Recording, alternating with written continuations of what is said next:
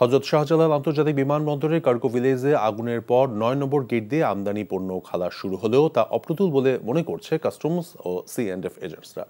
গত ৩ দিনে মাত্র ৩০০-র মতো আমদানি পণ্যের চালান খালাস হয়েছে, যেখানে দিনে হাজারের উপর পণ্য খালাস হতো ৮ নম্বর গেট দিয়ে। বৃহস্পতিবার সকালে ৯ নম্বর গেটের সামনে দেখা যায় মাল বহন করতে বিভিন্ন কোম্পানির ট্রাকের দীর্ঘ সারি।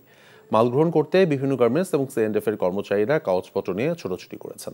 তারা বলেছেন, এই গেট দিয়ে মাল গ্রহণ এবং প্রসেস করতে অনেক ভোগান্তির শিকার হতে হচ্ছে তাদের। ঢাকা কাস্টমস এজেন্টস অ্যাসোসিয়েশন বলছে, দ্রুত মাল খালাস এবং বন্দর সচল করতে খুব শিগগিরই সিভিল এভিয়েশন আরও 2টি গেট উন্মুক্ত করবে।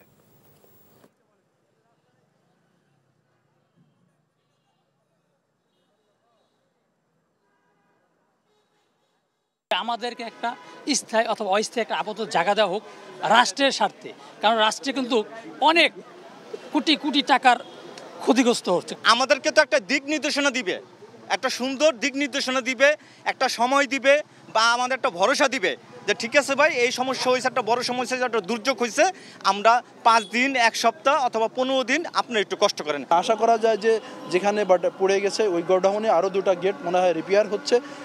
খুব শীঘ্রই মনে আমরা দেখতে পারবেন যে ওখান দিয়ে মনে হয় ইন্ডাস্ট্রিয়াল পণ্য বা গার্মেন্টস পণ্য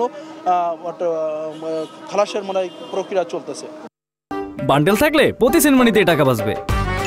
বিকাশ সেনমানি বান্ডেল কিনে জিতুন প্রতি লেনদেনে।